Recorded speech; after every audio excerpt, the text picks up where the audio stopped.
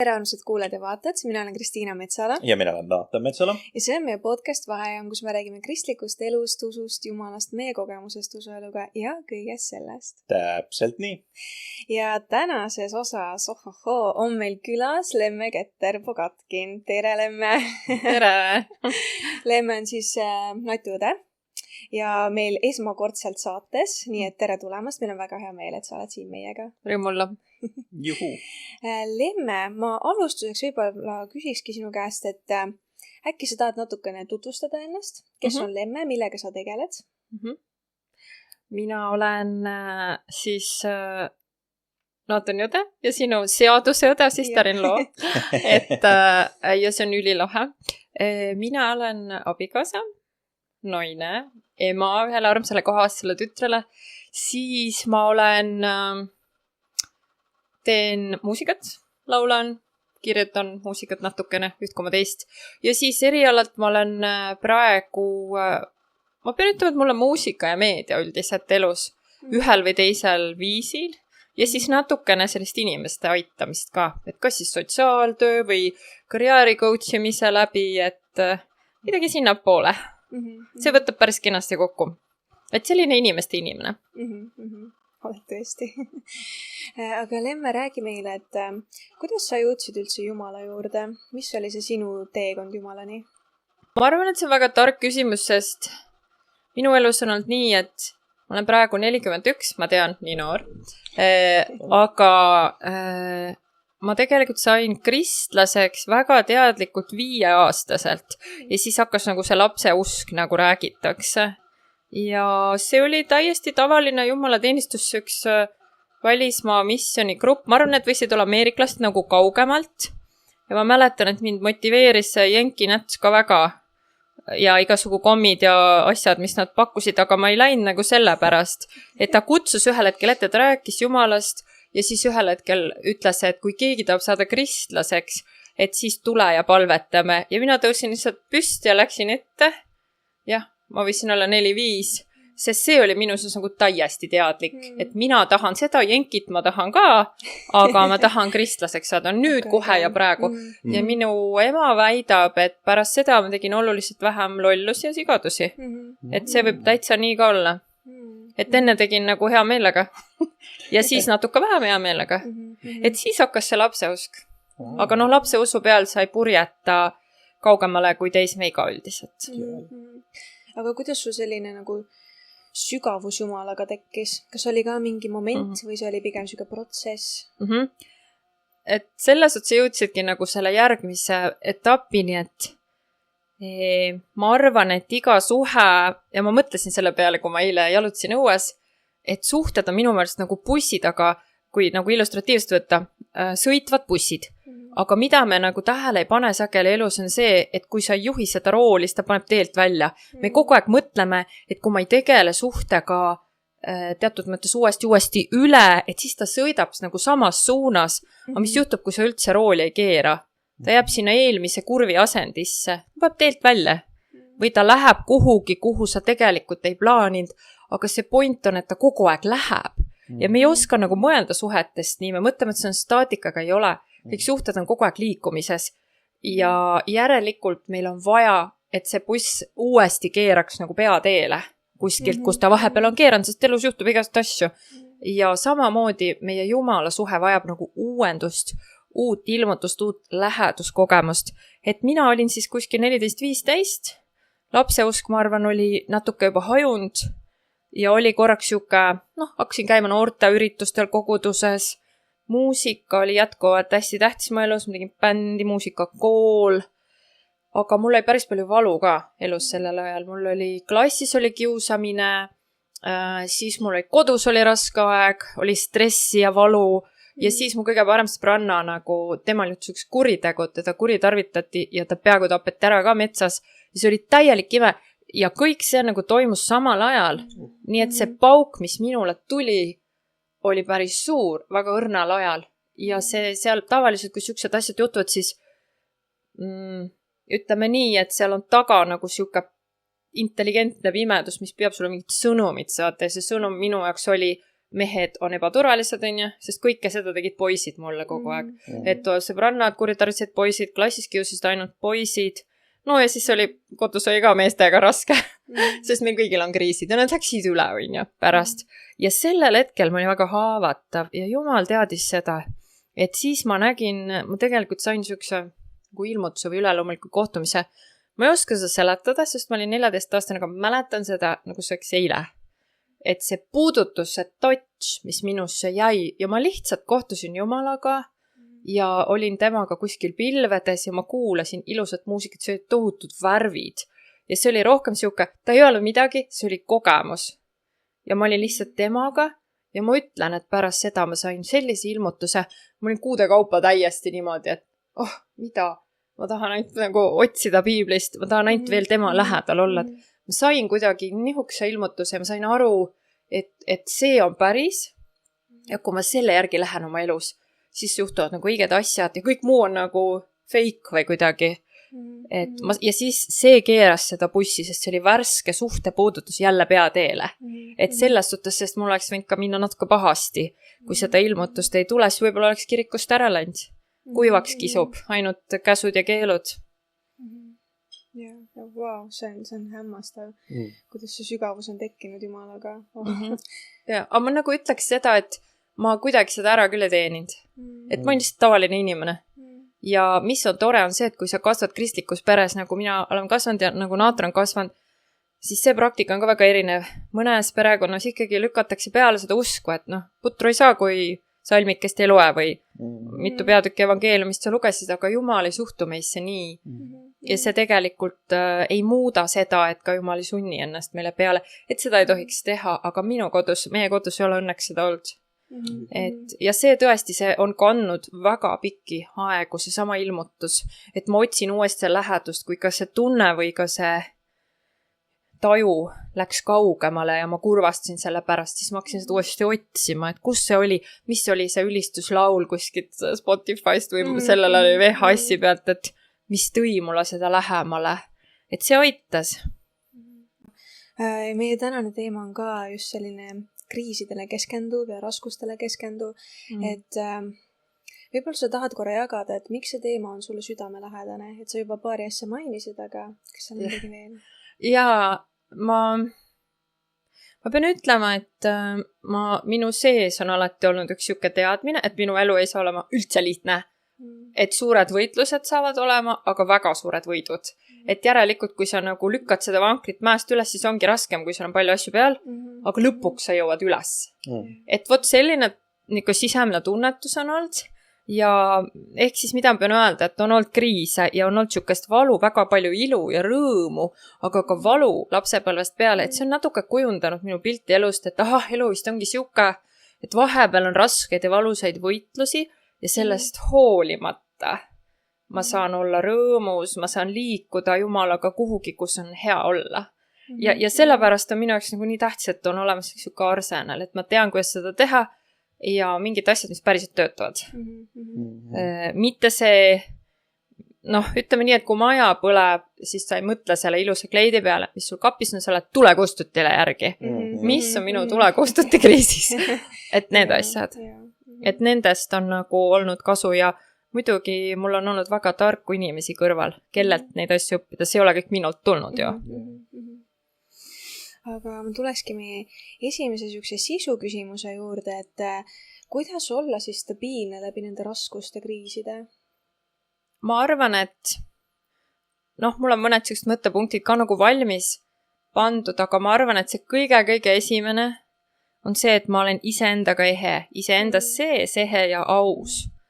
Kui ma olen tugevas sõltuvuses olnud ja ma enne sõin aga -1000, siis ma kulutan nagu mõttetut auru selle peale, kui ma iga päev püüan seda musta enda jaoks valgeks rääkida, ei, ma tegelikult ei ole nii väsinud, ei, ma tegelikult ei ole nii depressiivne ja ma raiskan nagu aega. Parem siis tunnista, ma olen suht põhjas, natuke pekkis.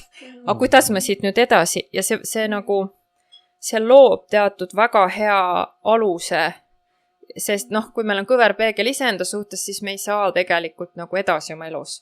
Et see ausus ja eneseanalüüsis või siukses enda tunnetamises ja siis kindlasti ka Jumala ees, et et üldiselt, noh, me nagu muretseme natuke Jumala pärast, et ei kannata mingeid asju välja. Tegelikult me ei kannata ise neid välja. Jumal on fine. et jah, see ausus on ja. Ja noh, minu jaoks ma tahan kõik julgustada, kes vaatavad, kuulavad, et kui sa oled nagu sellises kohas, et sa tunned, et sul on nagu vaimselt hästi kuiv periood, et palu seda puudutust endale, otsi seda ja sa ei pea seda feikima, sa ei saa. See tuleb siis, kui ta tuleb mingil viisil täiesti üleloomulikult, et mina ei osanud isegi seda paluda. Mul oli lihtsalt hästi valus ja ma olin hästi kuskil serva peal ja enne kui ma kukkusin, Jumal pani käe alla ja tuli ilmutus, et ta tuleb, kui me päriselt siiralt oleme nagu sisemiselt avatud. Mõnikord me ütleme endale, aga me tegelikult oleme lihtsalt head elu ja karjääri ja toredad suhed ja Jumal nagu ta ei aktsepteeri seda, kuna see ei ole nagu päris autentne südamest. See nii-öelda ei lähe läbi see palve. No mina vähemalt kogen. Et sellepärast ta ütlebki nagu evangeelium, et mitte ainult, kes palub, see saab. Et noh, palun anna aamen, kui sa siis võid seal pilve peal. On ju. Vaid kes otsib, see leiab. Sa lähed oma südamega. Et selles suhtes Jumal on olnud väga armuline, aga see nõuab väga suurt julgust vaadata enda sisse, et kelleks ma siis vahepeal olen muutunud. Ja mina pidin ikkagi vaatama sellel perioodil kogu selle valu ja selle, ma ei tea, väärkohtlemise sisse ja enda sisse ja ütlema, et Jumal, ma üldiselt väga ei suhestu vahepeal sellega, milline ma olen ja ma ei saa aru, milline ma olen, sest nii palju survet on, nii palju halbu sõnu öeldakse minu kohta, ma ei tea, kas ma olen see osade kohta, see tahab nagu mõjutada mind, on ju. Et mul on raske selle teemaga. Aga by the way, need kurjategijad, kes minu sõbrannale tegid halba, need saadi kätte, olid kohus ja istuvad vangis. Wow, et selles suhtes ongi, kes palub, see saab. Ja see armas tüdruk, ta on sellest avalikust rääkinud, sellest sündmusest, et ma tean, et tema teeb nüüd laste seksuaalennetustööd. Wow. Et ta on nagu pööranud selle ringi ja paneb nagu oma südame sinna. Minu arust see on ilus. Et ta on terveks saanud ja ta ilusti lõi pere ja on rõõmus, et ta on nagu liigus sellest edasi. Et kui võib-olla esimene oli ole enda vastu aus, ole Jumala vastu aus, teine ongi see, et otsi tema lähedust. Ja siin on nagu tegelikult üks väga vabastav point. Mina olen selline, et ütleme, isiksuse test, mul tuli kohe aktiivsus, tuli väga kõrge. Et ma olen nagu see tüdruk, kes teeb asju, mulle meeldib, mis mõttes ei saa, teeme ise näidendi, sest meil ei ole nukku, teeme paberist nukud, on ju. Et see nagu siuke vint on peal. Aga nagu nendes vaimulikes asjades sul ei ole vaja 3 tundi paaniliselt palvetada. Ole 5 minutit Jumala ees, aga ole päriselt iseendas ja tunne ära see hetk, kus sa oled avatud. Mina näiteks olen avatud, kui ma jalutan looduses, ühel hetkel ma tunnen, mu pea on lahti, mu hing on lahti, mu süda, see on autentne, mida ma mõtlen. Sellel on kaalu. Aga muidu on mingi virvarr, mis ma teen õhtusöögiks ja mul on vaja tuludeklaratsioon teha ja noh, et ma olen nagu selles 9-5 ringis ja et siis, kui see süda on lahti, siis sa nagu connectid Jumalaga ja see ei ole 8, ma proovisin, ma 4 tundi põõsas palvetasin, kuni mul oli oksemaitse suus ja sealt ei tulnud seda, sest ma olin 16 ja see on teismeiga, sest me teeme asju väga üle võlli. Et ma tegin igast muid asju ka, aga Jumal huvitas mind. Rääkisin seal mingid lendurid pehmeks ühel lennufestivalile, siis nad viisid meid Ämari lennujaama ja ainuke, kes maha tahtis minna, oli mina, sest mul oli süda nii paha. Aga ma olin tund aega rääkinud, et palun võtke meid, sest me tahame lennata, on ju. No müüsime seal karastusjooke ja et selles suhtes igasugu asju. Ja, aga see ehtsus, et need vaimulikud asjad on palju ägedamad, kui meile tunduvad, aga maailm on täis religiooni.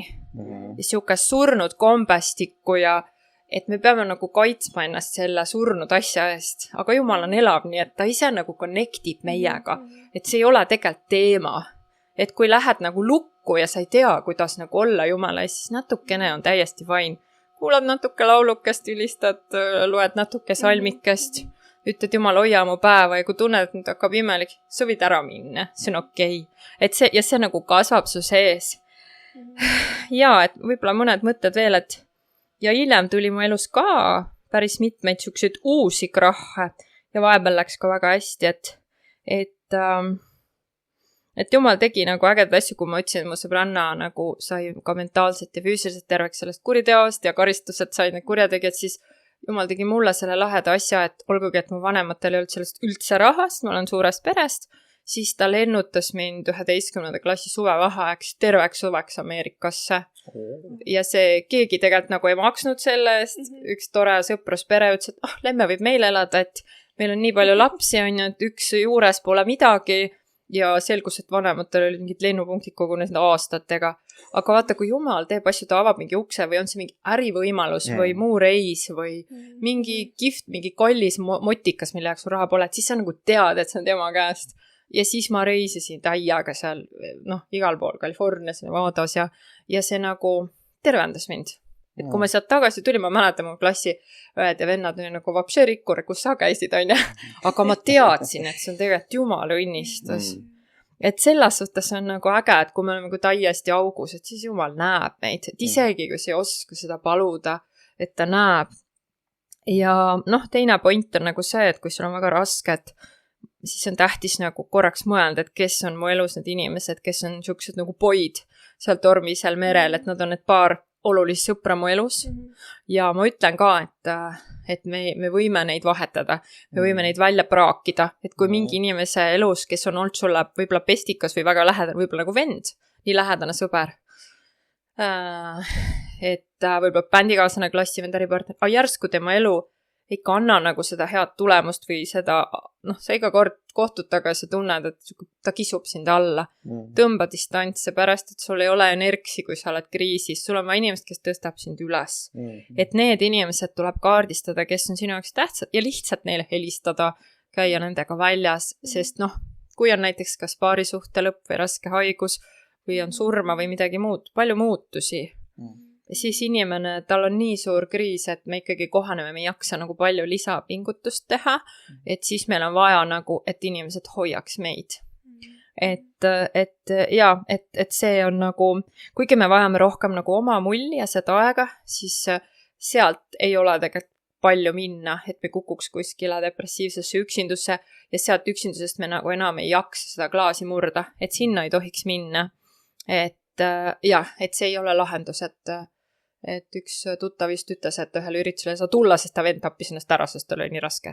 Et ta kukkus sinna, ta jäi üksi ja klaassein tuli pähe, on ju, et see ei ole hea. Ja mis inimesed veel, mis me kipume tegema, lähme nagu ekstreemi, et me kas spordime ennast lõhki, siis tuleb kohe mingi hull rebestus või vigastus või siis me ei tee üldse trenni. Aga tegelikult see ihu eest hoolitsemine on nagu nii oluline, et mitte ainult vaimsete asjadega tegeleda, hoida ühendust Jumalaga, vaid ka sporti teha. Ja mõned ei talu üldse seda jõusaali, et mine siis lohesurfi või tee midagi muud rullita, ja uju, et jõule meeldivad kogu kehaspordid ja saunast ja auku meeldib ka minna.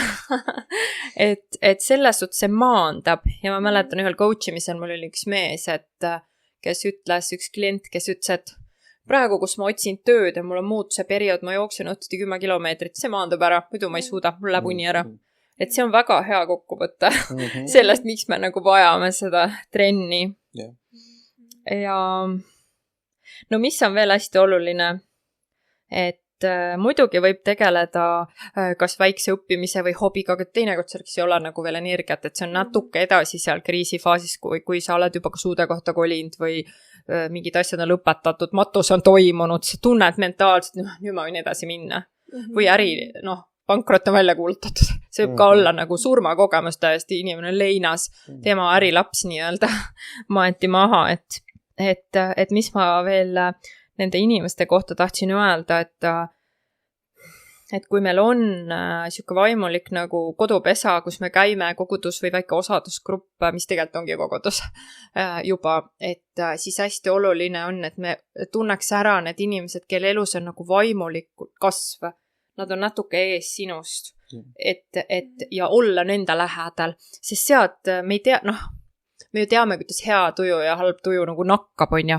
Tegelikult nakkab palju rohkem asju, et toimuvad inimeste vahel ülekanded. Ja ma ei mõtle praegu bakteriaalsed rünnakut, kui keegi ei ole pead pesnud ja tal on täid, on ju, aga see on tegelikult päris hea näide. Üks hüppab teiselt minu peast sinu pähe ja vaimulikult see täiega töötab, et toimuvad ülekanded ja kui me oleme inimestega koos, kes on kibedad või kuidagi nende elus on halvad mustrid, siis kui me oleme nendega koos, siis nad kallavad meisse seda, et ära ole koos sihukeste inimestega, et tõmbu eemale ja otsi neid inimesi. Ma mäletan, kui mul oli väga suur suhtekriis, siis ma tegin oma elu piisavalt aktiivseks, vaatasin, et ma väsitan ennast õhtuks mega ära, et ma lihtsalt kukun voodisse, ma ei hakka seal depressiivseid mõtteid mõtlema, lugesin nagu sõdur, vaata, loed selle jumala sõna ja ma lähen, sest ma teadsin, et mul hakkab trippima, muidu nii raske on, nii ja kuidagi mulle juhiti üle loomulikult neid inimesi, kes ütlesid õigel ajal mulle õigeid asju, tead, pole midagi, sul ei ole raha mööbli jaoks, tõi mulle see kapi ostis, on ju. Et ma mäletan, Naatan tuli, ma kolisin eraldi elama, siis Naatan tuli, pani mulle laua seal akutrelliga, mul oli siuke tunne, elu on lill. ja väike kriips käib asja juurde. Et see andis nagu nii palju juurde, aga just need inimesed, kes tõstavad sind üles, sest teate kõik seda lausat, et ütle mulle, kes sõbrad on, siis ma ütlen, kes sina oled. Just. Aga see on nii tõsine asi, ja see on hea asi. Me saame nagu seda münti pöörata enda kasuks, et lähed ja lihtsalt hängid nende inimestega. Kuule, lähme lõunale või peale ärikohtumist on ja võib-olla ma ei olegi tema levelilt, on must nii palju kompetentsem, seda enam haara kinni. Ja koguduses, sest sealt tuleb meie ellu häid asju, see hakkab külge. ja mis on veel hästi hea, et siis tuleb nagu väga ilmsiks, kui kõik õhku lendab ja tuleb raske kriis, et me tegelikult ei tea päris täpselt, kelleks me saada võime, tahame ja mis on see meie sisemine potentsiaal. See on päris hirmus sellisel ajal, sest me oleme nagu sellega silmitsi ja see väsitab ja samal ajal kohutab ja siis seal on see suur potentsiaal ka. See on nii palju vastamata küsimusi. See on nagu sügavikku sa vaatad. Aga ma tahan hullult julgustada, et Jumala sõnad, mis on piiblis, ehk siis Jumala sõnaks me nimetame seda, see tegelikult omab vaimulikku sellist inertsia energiat, nagu see oleks tuumaenergia, ja üks väga kihvt koht on seal, prohvet Jesaja kirjutab 26.4, et looda alati Jumala peale, sest issand on igavene kalju. Ja see tegelikult tähendab sellist tugevat alust, et kui ma leidsin nagu sellest samast raamatust need kirjakohad ja need salmid, mis ütlevad, et inimeste eludes, kellel olid ka kriisid ja mis nad siis nagu kuulutasid ja mis neile anti ja mis siis sai.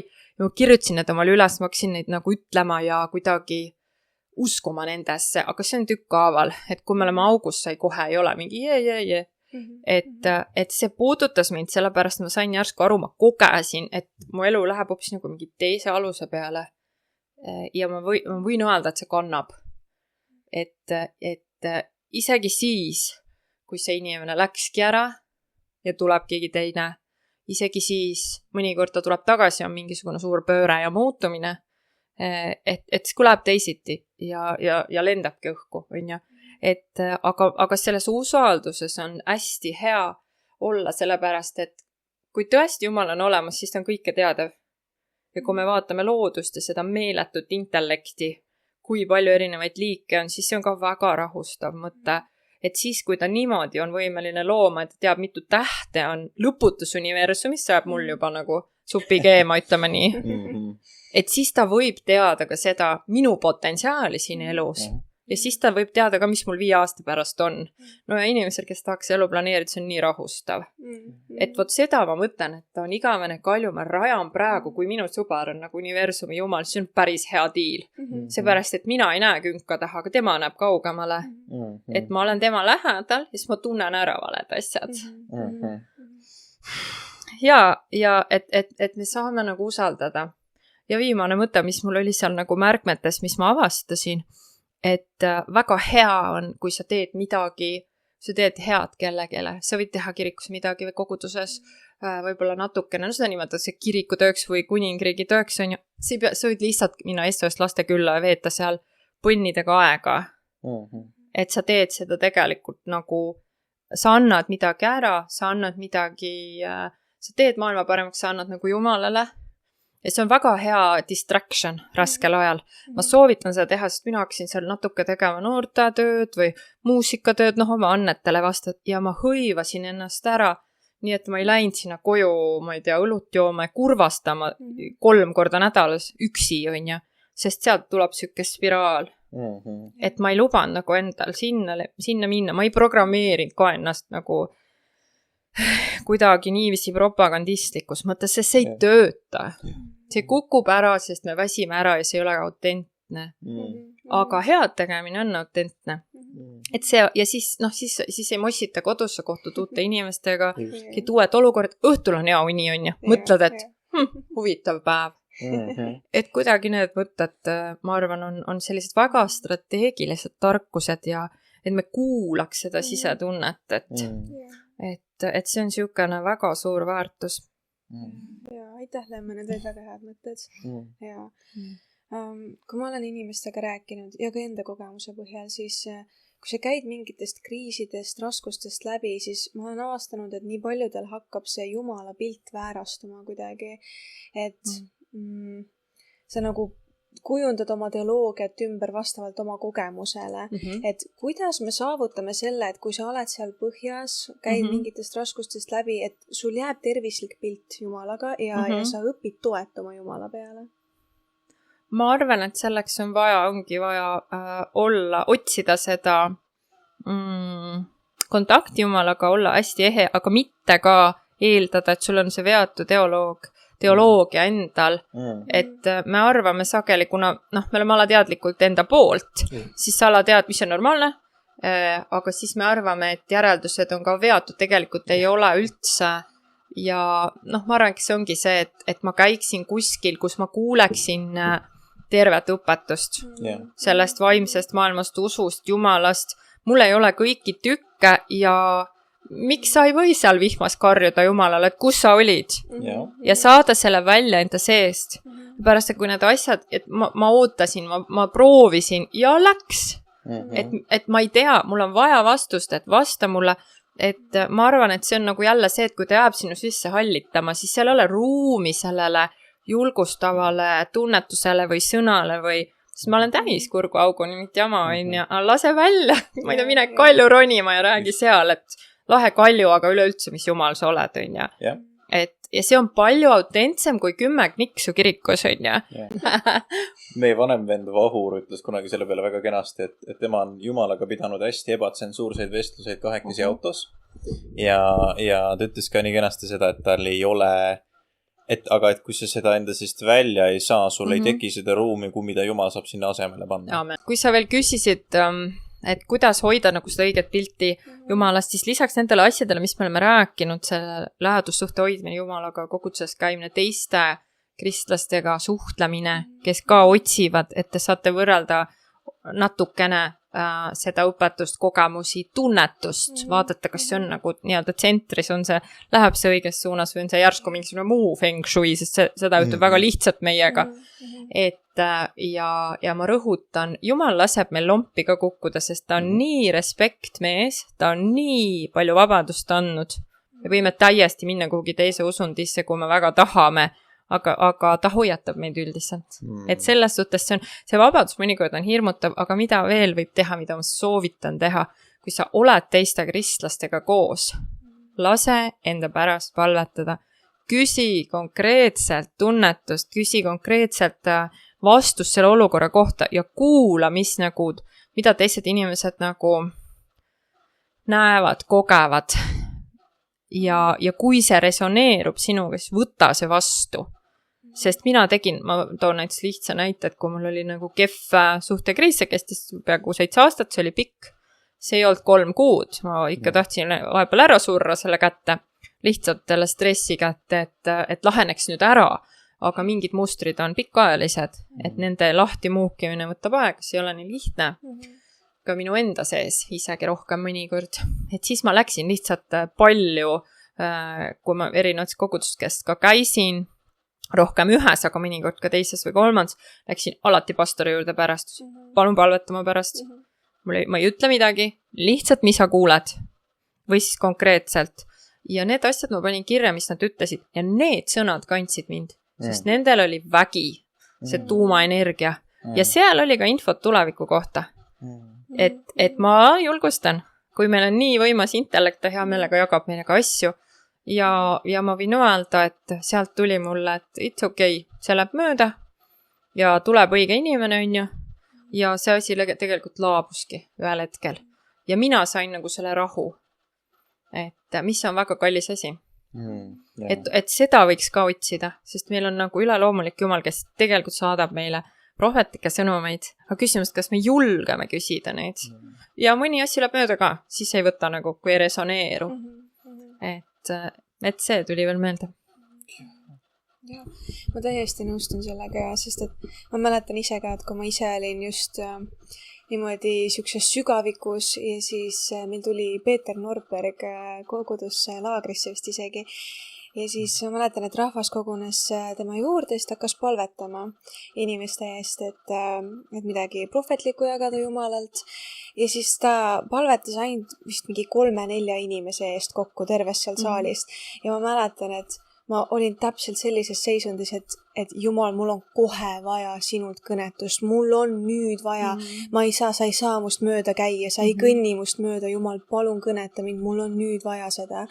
Ja siis ma astusin sinna ette, sirutasin oma pea rohkem välja ja siis ja ma palusin Jumal, ma ei lähe siit enne ära, kui sa mind kõnetad, Jumal, mul on vaja sind nii väga. Ja siis järsku Peeter pani oma käe mu peale ja ma sain Jumalalt nii tugeva kõnetuse ja neid sellist nagu jäärapäisust on vaja, et ühest küljest sul on nagu raske, sa pead kuidagi kulmude peal roomama Jumala poole ja see vahepeal tundub nagu liiva söömine lausa, et nagu jaksa. Kaua võib, on ju, aga samas sa pead ikka püsima jäärapäiselt Jumala ees, et ikka nagu olema nii tugevalt ja kindlalt, et sa liigud, sa valid, vahet pole, kuhu tuuleiilid sind tahavad viia, sa nagu valid keerata ennast Jumala poole. Ja sa uuesti keerad, vaata, kuna mina olen vahepeal kodukontoris töötav 2-aastase ema on ju, siis minu sportlikud harjumused vahepeal kukuvad kuhugi sohu ja kodu on sassis ja ma tahaks ainult makaroni juustuga süüa on ju, see ei ole väga tervislik.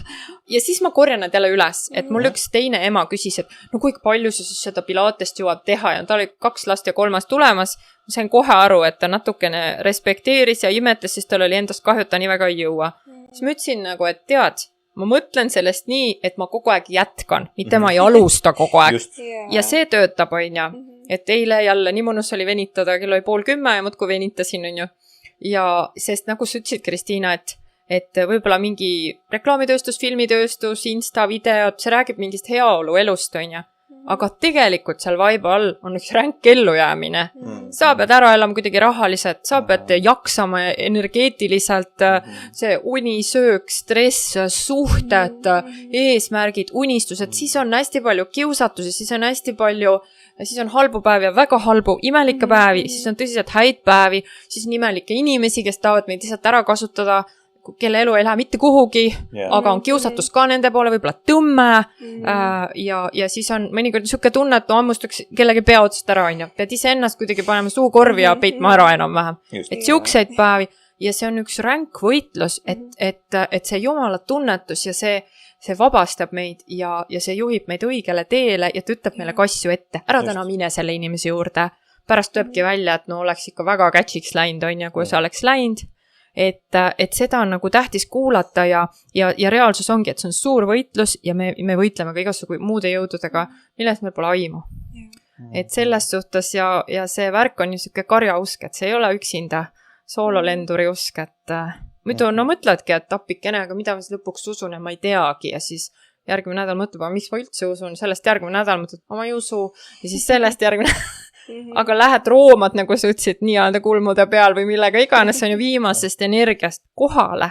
Mõtled küll, et ma ei jaksa, ma ei taha, ma tahaks üldse süüa, mingit sarja vaadata, ma ei taha midagi kedagi, aga et meil on nagu neid raskeid hetki, aga pärast sul on rahu ja miski nagu tõstab sind üles ja sa kuu aega nagu seilad selle peal, sa jaksad rohkem tööl teha, sa oled initsiatiivikas, koosolekud, ülemus võtab, kuule, maksame rohkem palka ja sa just kodus tead palvetada, et mul oleks natuke raha rohkem, nagu mul on vaja suurendada oma ressursse, on ju.